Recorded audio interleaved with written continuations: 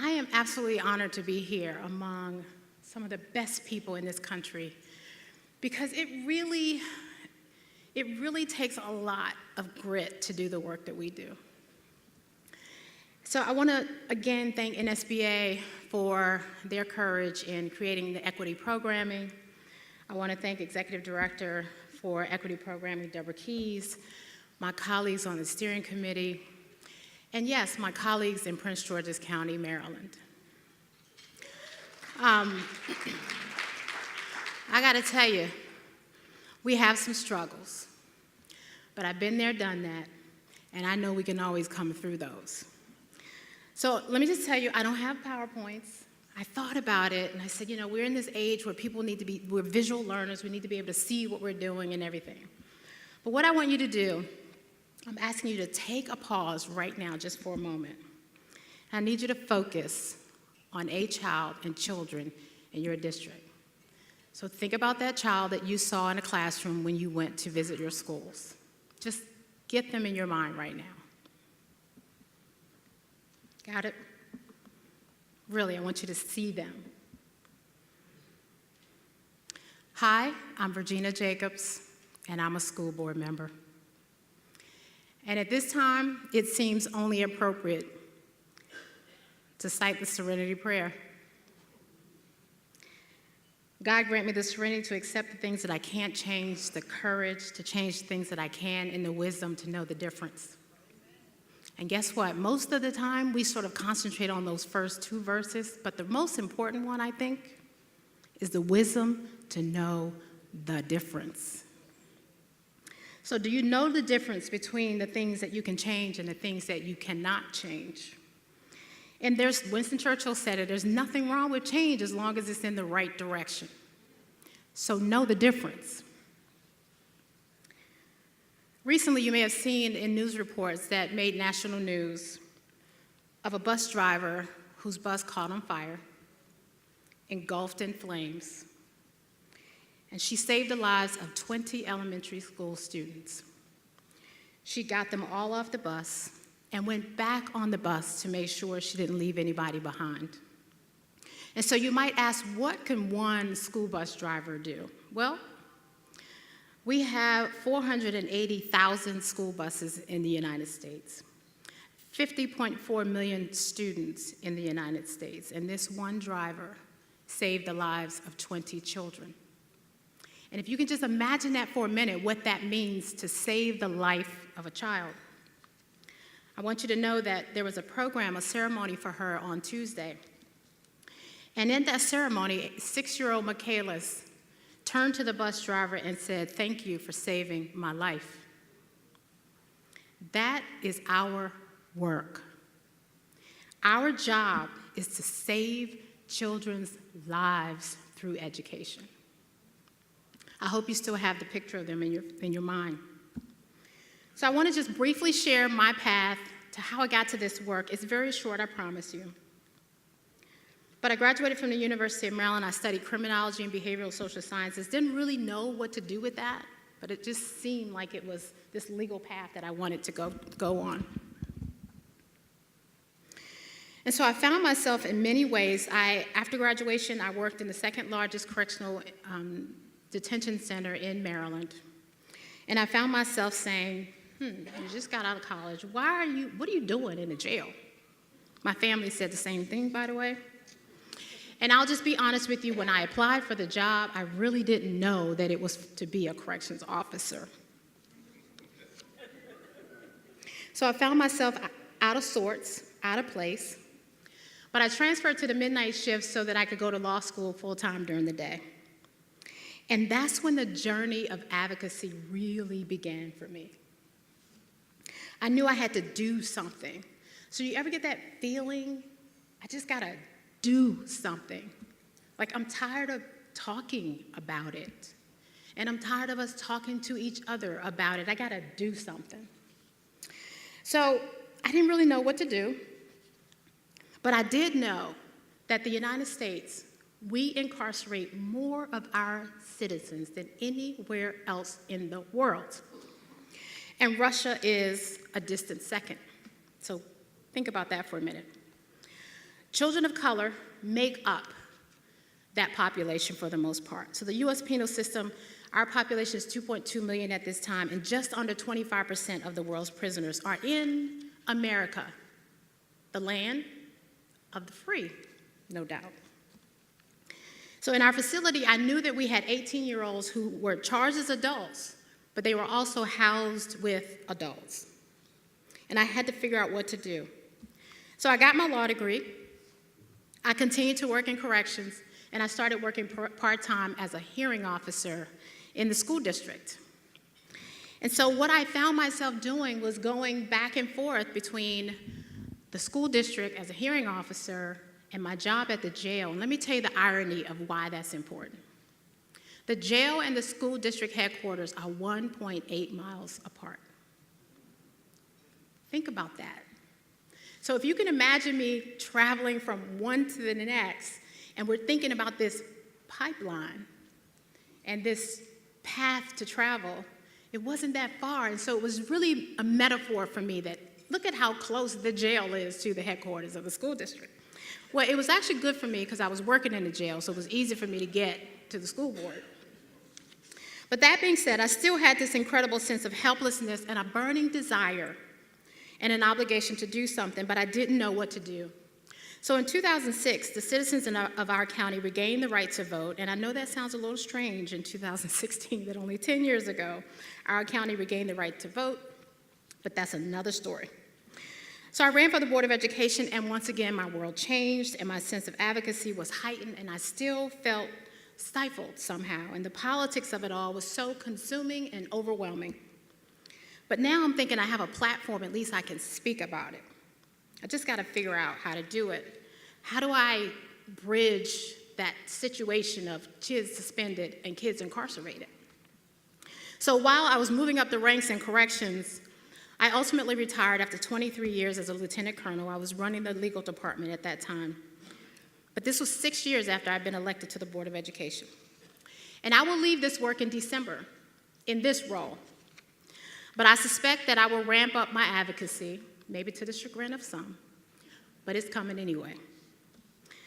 So each year in September, we commit to producing students who are equipped with the 21st century knowledge and skills that they need to excel. In June, our high schools are flooded with graduates. It's the pride of our public education. And I know in Prince George's County, we usually graduate approximately 8,000 students. They get over $100 million in scholarships. And this is in a district where 65% of the students are eligible for free and reduced meals. Our children can and will exceed our expectations. And so we know all the statistics that are associated with poverty, the adversity that many of our students who have free and reduced meals face, especially children of color. Every day they are navigating their neighborhoods, urban neighborhoods. I have in my district, which is considered one of the wealthiest, quite frankly, in the county, but I have a community that has called me and said, we need a bus, because the kids were walking to school the other day and they just happened to walk past a dead body. So these are very real situations that happen in our district, across the country. So while the problems of children and parents are tough for them, they are also tough. They are resilient. And we can't underestimate the resilience of people who have to struggle. And I want to remind us of that.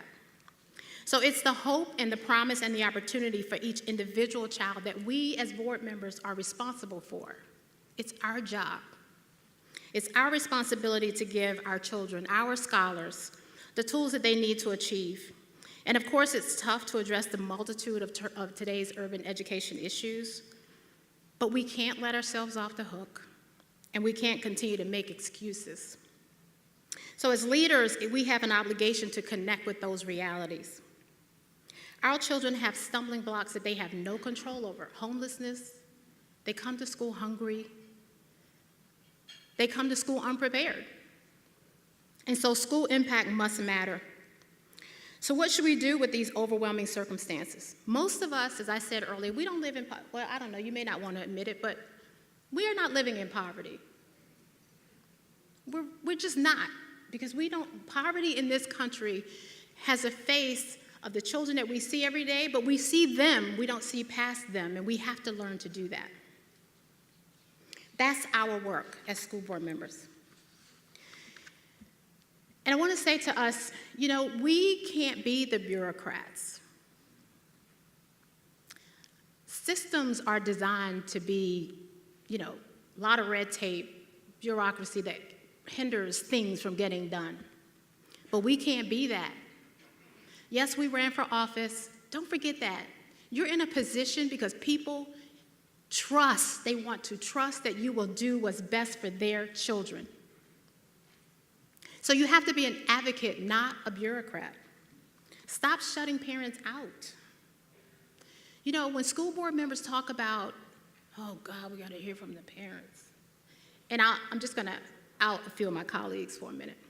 Nobody in this room, of course. But you know, when we look for ways to not hear from our parents in our community, we're shutting them out. We have to be advocates for them because they don't always know what it means to do what they need to do for their kids. So we should be in the business of resolving conflict and not creating it. So when a parent emails me and says, I've never seen you before, but I want to thank you because you helped me through this journey of the special education process, email after email, IEP meeting after IEP meeting, fighting to get my child services. And sometimes we find ourselves, because we're the board and we don't run day to day, we find ourselves, well, you know, I'm going to send this up to the next channel, but we don't come back to that channel to make sure that their services were met, that the kids got what they needed. And so we must be servants. We must be servants in this work. We hold our positions. You know, it feels pretty good to be able to travel across the country and get some learning and get different things. But we have to be servants. And so I challenge us today to let a child impact you so that you can impact them. So months after visiting a particular elementary school, I was in the mall and a mother came up to me and she said, "Are you Miss Jacobs?" And you know, once you're on, people get to know who you are. And this particular parent didn't know who I was, but she said, "My daughter pointed you out and said you just read at her school." And the reason I remember that visit was because me and all my, I just love the children. After reading, I said, everybody just give me a big old hug. So all 30 kids, you know where I landed, right? I was on the floor. So I remember that. But what I'm trying to get us to see is that those are the memories, those are the things that should drive the work that we do every single day as board members. They are worth our sacrifice. And so my commitment on the Board of Education has been strong. It's been rocky at times, but it's been strong. And it's come stronger as my own child entered the school district. And when I go to his classroom and I see kids discovering and imagining and just happy about their experience, I think about this picture, the picture of the children in their elementary school classrooms, in their segments, playing games, happy, trying to learn how to negotiate with each other, socialize with each other. And then I see that picture of human beings forced to the ground with their hands behind their back saying, "I can't breathe." So imagine that child now some 20 years later, that same child. We, board members, cannot lose them. So, as a hearing examiner, before I was on the school board, I had these 3 siblings come to me, and they had been expelled over the last 2 years, off and on. And their names were Lovely, Wonderful, and Precious. Now, y'all know how we do in naming our children, right? That's another story. So anyway, that was truly their names. And I remember sitting at the dais saying to them, having them repeat their name to me, like, "What's your name?" So that they can internalize what their names should mean and was not exemplified in the actions that they were doing. So, I did something a little controversial, which I'm every now and then tend to do. And that was I upheld the expulsion because they did violate that code of student conduct that's written, by the way, by people who don't understand trauma. And I sent them back to school anyway.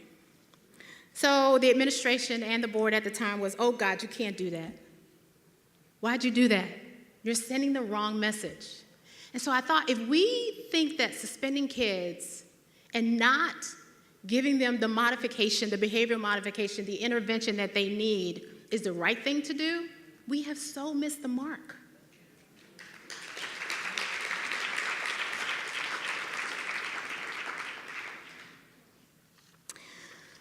So I think that's called child-centered and not adult-driven. It's okay. And what about the killings that are going on in Chicago? Sometimes it's so overwhelming for us that we think, that's not happening in my community, but God, how are they surviving? How do you survive through all of that? And so it affects our children's educational experience and their environment. So what is the state of urban education in school districts across the country? Sometimes the challenges are overwhelming, and the ills that typically flow, high crime, high poverty, are the reflections of inequities in race and class. And so the state of urban education is tied to the state of our economy. It really is. And our political structure and our social contract. The challenges are driven by the ridiculous, unconscionable notion that some children deserve more than others, or less than others, because of the color of their skin, the zip code they came from, or the country they were born in. I say not. And so we've all heard the statistics. We get more and more data about inequity. Resources between affluent and non-affluent schools. Who get the least experienced teachers? We know who they are, right? Our babies. So why are children suspended more than other students? They want us to believe that our children are not worthy. And I'm going to tell you, as school board members, sometimes we fall into the trap. We don't mean to, because we love our children. But we fall into that trap, board superintendent trap. I'm going to go there for just like half a second. So superintendents are the educational leaders of the school district. You had better be the visionary leaders of the school district, or our kids will fail. Because the superintendent can't do it all. It's teamwork. And if equity doesn't come out of the mouth of your superintendent, I'm moving on.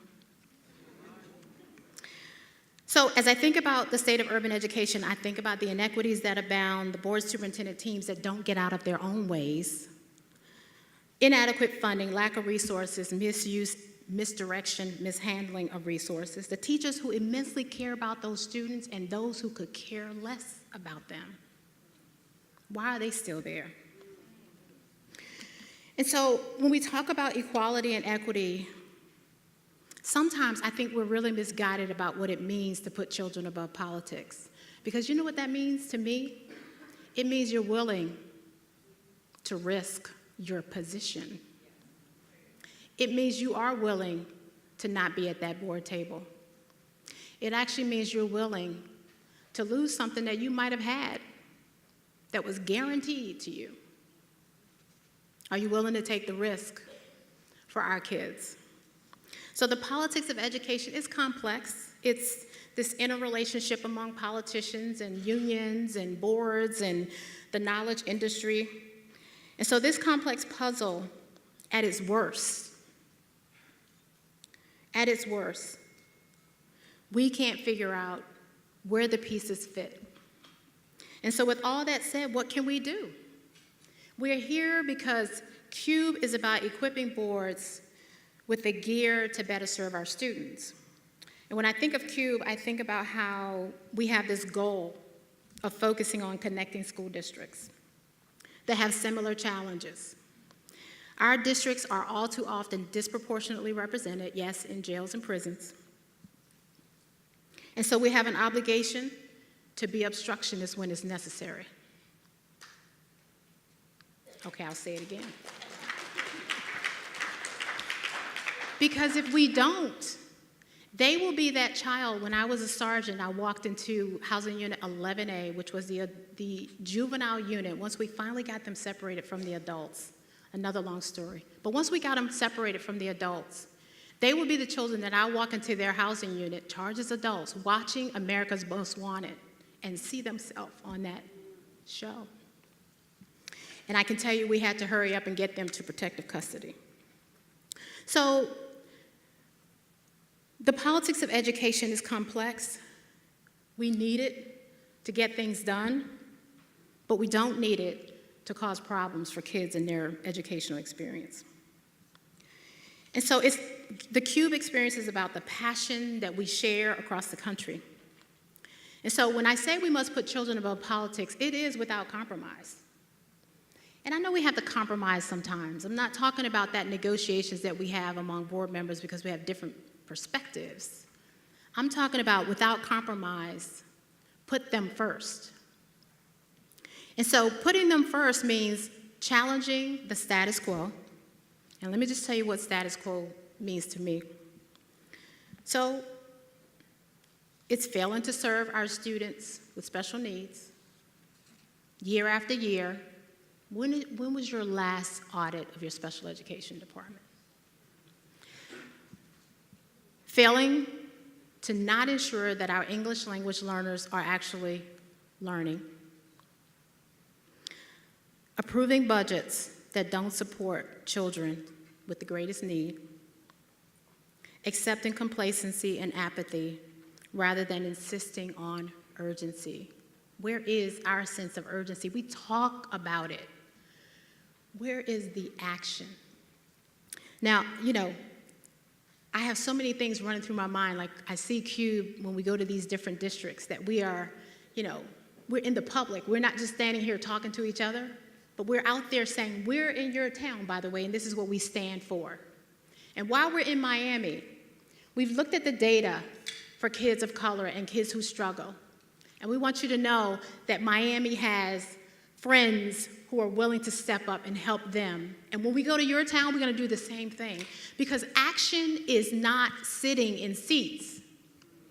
Action is standing up and speaking up.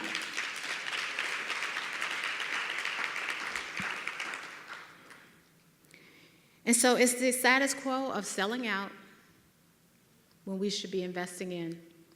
And there are all kinds of ways that people get us to sell out. Just think about that for a while. Don't do it. So we come to the conferences, we acquaint ourselves with our colleagues from across the country, and we go back home and we do our reports at the board table. Let me tell you what we did in Miami. Speaker so-and-so said this, and Speaker so-and-so said that. Reports done and over. You did your due diligence, right? Public heard you. They know you went on a trip. So you need to make sure out in the public you say what happened on that trip, right? And so I'm not talking about the report that you give at the board table. I'm not talking about you sharing the wonderful things that you learn. But what will you do? How will these precious children get what they deserve? And some of you will understand what I'm about to say, but don't ask your neighbor. Don't turn to your neighbor. We ain't in church. Ask yourself. So what's the role of the board in all this work? Well, you know what? Boards can affect major change. It's controversial, I know, but we had a board superintendent team that went through 2 years of intensive training together. And it was tough for the community because the community said, well, wait a minute, we ain't tell y'all you can go to Broad. And so as board members, you know what we did? We took the good and we left what we thought wasn't so good. We got called to the woodshed quite a few times. But it's a process that if boards are committed to the work, You're committed to doing what it takes to do the work.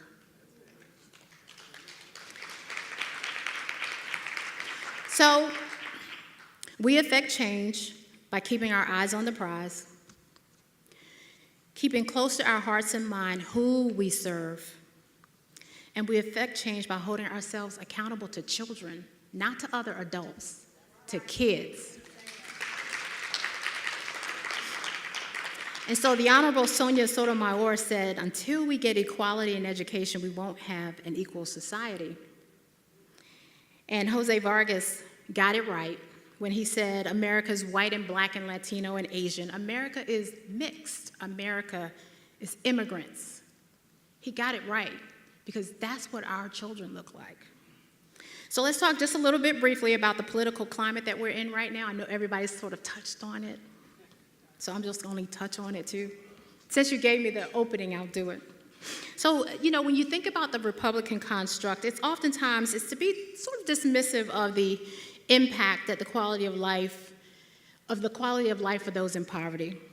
And let's just be clear, Democrats, unfortunately, promises made, promises broken. And so that makes me wonder, what does our constituency say about us? Regardless of which party we are on, which one of these do we fit in? But before I go on past this point, I just want to be clear. The Democrats have not promised to build any walls. We have not characterized people as my African American and my housekeeping.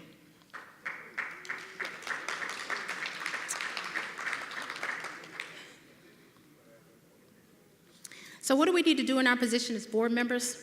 Well, we're obligated to rise above the adult pressures of superintendents, unions, each other, elections, and reappointments, and retain our focus for what's in the best interest of the children. Sometimes we don't speak up because we think it's not in our best interest, but what is in the best interest of children is what we should do. I'm not even suggesting that it's easy, not even remotely suggesting that it's an easy thing to do. But let me segue for just a minute. So agitation sometimes is necessary. And there's a difference between fighting and agitation. And so when you think about a session we had in June at the equity programming, someone stood up and asked the speaker, she said, well, how do you do this when you have a legislature that's like this and you have your local that's like, what do you do? And he says, well, legislation sometimes works. Litigation sometimes works, but agitation sometimes works better. And sometimes you just gotta agitate. And so you might be saying, well, how do I do that? Well, you find ways to agitate. You know how to agitate, folks. In a positive way, well, in an effective way. And so anyway, so I have to push just a little bit. So stop coming to these conferences year after year and not being serious about changing lives. It's interesting that we started our conference yesterday with Glenn Singleton saying, I'm just tired. Aren't you tired? So anyway, I ask you, what silences you? What are the consequences of speaking up? Trust me, I know that there are some. But there are enormous costs to being silent. And it's not worth it. So on the backs of our children, many in our school districts continue to get wealthy. Their children are going to Harvard, Yale, Stanford, Columbia, taking money from the coffers. And sometimes we just stick our heads in the sand. And I can say this because I'm an attorney. We get sued over some of the stupidest stuff. And board members, I know we're not lawyers always or financial gurus, but come on now. Listen and pay attention and read. Read the material. Ask the questions. That's your job. It's our job. And so don't relegate your responsibility to our children, hiding behind the idea that you have no voice, because you do.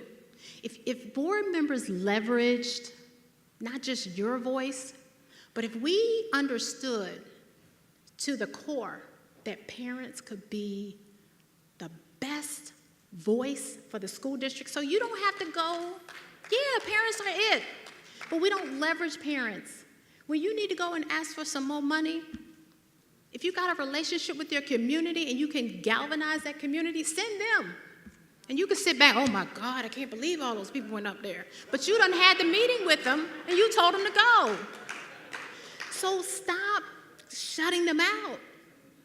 So when you get that email, oh, you know, we can handle it. Yeah, the administration handles the day-to-day. What I'm saying is make your parents your allies. Let them know that you are their partner. That is how change will happen in our systems across this country. It's going to be the parents helping us. Because we have the political pressures, and sometimes you need a buffer.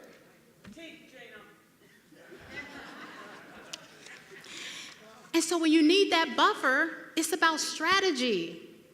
It's about meet me in Panera Bread, or the Safeway, or the Giant, so I can tell you what you need to go do. Okay, so anyway, so retaining our focus on what's right for what's in the best interest of children and not relegating our responsibilities. So we have untapped, as I said, and unleveraged power to change a child's life. And at the end of each and every day, we need to ask ourselves, is the work a sense of urgency of the same caliber of the hero bus driver who on a burning bus guides all of her students off the bus, risk her life to go back on the burning bus to make sure she didn't leave anybody behind? You can change this world for children. And I ask you to, again, pause for a moment and picture the head of a child. Picture those children in the classroom and just commit. Just say, you know what? I'm going to take that leap. You know how they say you stick your toe in the water and see how it feels? Well, I'm telling you, just go ahead and dive in. Just do it. Because people will follow. Do you understand that in our country, when we're talking about agitation, when we're talking about what's best for kids and troubling things, that people want someone to tell them what to do, to help them so they can be better advocates. So you can change the world for children. And, you know, I know you know this quote, but I just love it. Margaret Mead, never doubt that a small group of thoughtful, committed citizens can change the world. Indeed, it is the only thing that ever has. So when you think about grassroots efforts and think about where we are today, why we're able to sit here together in the same room, at the same tables, it's not because some bureaucracy did it. It's because a small group of people committed to doing it. And so I have this enormous opportunity, an incredible opportunity in Baltimore City. So after Freddie Gray died, he's gone. You know what I mean. T. Rowe Price awarded one of the largest grants that it had in the history for one zip code, 21217. And so I was called in to be one of the consultants to help nonprofit organizations better organize themselves so that they can better serve the community. And I talked to a lot of my Baltimore contacts. And when I did, you know, some of them said, Gina, what you doing? Like, you need a bodyguard. I actually had someone say that to me. And I called my friends in Baltimore City, and they said, oh, that's kind of an exaggeration. And I said, well, that's good. But more importantly, this is what I thought. I said, if after 3 years of this contract, I'm terrified, what if we don't make a difference? Like, what if this is another grant, you know, that's piled in, and go do this work, and you send in your little reports to show some data that said you met the demands? And so I'm convinced that that's exactly what will happen after 3 years if we play it safe. Can't play it safe. It's courage. And so I'm ready, right? Like, I'm driving through Baltimore. I don't know where I am. I've been through there. I mean, I've been in Baltimore, but I go one spot and I leave. But now I'm driving through Baltimore, and I'm driving through and I'm seeing rows and rows and blocks and more blocks of empty buildings when the homeless situation is out of control. So are we going to rely on government to do that? That's another one of our issues. I know a lot of our budgets come from government, but agitation can get you a whole lot. We shouldn't have homeless children in our communities without resources for the. Why do we have empty buildings when people are homeless? So there's a distinct difference, as I said, between fighting and agitation. And standing up for what is right for the right reason, that's agitation. You can ask Martin Luther King, Malcolm X, Harriet Tubman. You can ask our president, Barack Obama. You can ask Joan Baez, Maurice Ferrer, and Cesar Chavez. They know what it means. They knew what it meant to agitate for justice. And I just want to be clear that I'm not talking about just getting on people's nerves. I'm talking about have an end game. There's a purpose for what we're doing. No, don't get on people's nerves for the sake of it, because that ain't going to do you no good, and our children either. But have a purpose. And so, what if those who came before us were as conciliatory as we find ourselves? I just feel like we just walk that, safe line. Stay on your path instead of taking your place. So, aren't you sick and tired of the disproportionate incarceration of people of color? Aren't you sick and tired of the violence that plagues our communities? Aren't you sick and tired of selling out instead of investing in? I hope so. Can you just say no more? No more will I, as a board member, vote for a budget that promotes adult preferences rather than child's needs. I will not tolerate a two-tiered system that promotes one for the privileged and one for the underprivileged. And this is happening in public schools. So I'm not even talking about private schools. I'm talking about the two systems that exist in public schools. So the state of urban education is at a crossroads. We have the data, we have the tools, and I know we're tired. I know I am. I tell people all the time, I worked 23 years in corrections, maximum security. I worked every unit you can work and did go up to the ranks of a lieutenant colonel, but this is still the hardest work I've ever done in my life. And so, be tired, but don't be weary. You can't get weary. Go to sleep. Wake up. So, you got to have courage to fight against the status quo. So let's go back to our districts this time, armed with information and the camaraderie that we gained at the conference, and just say, I'm not doing that anymore. And so when you ask, what is the difference that one school board can make? Earlier we asked, what's the difference one bus driver could make? With 15,000 school boards and over 90,000 school board members in this country, you're going to tell me that the people in this room can't make a difference for kids? And so it turns from can't to won't. So will you do it? And so my closing thoughts are just this. I hope you still have the picture of our children in your head right now.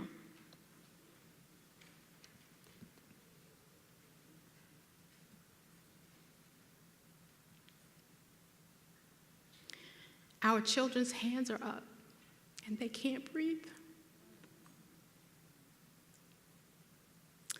And we cannot let them surrender to hopelessness. This is dear to my heart because our kids need us. They need us to stop traveling here to and fro.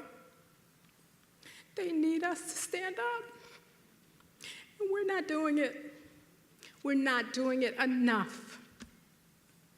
We have to stand up so that that child can ask you when they ask you and say to you, my hands are up and I can't breathe. Will you be able to say, but I'm saving your life And will they be able to say to us, thank you for saving my life? I'm delighted to be here today. I'm sorry for the emotions. Actually, I'm not. I'm really not. But I just got to tell you, when you've spent so many years walking the halls of people that look just like you incarcerated, and you know they have no hope, and they believe they have no hope, we got to do something. Save their lives. Thank you.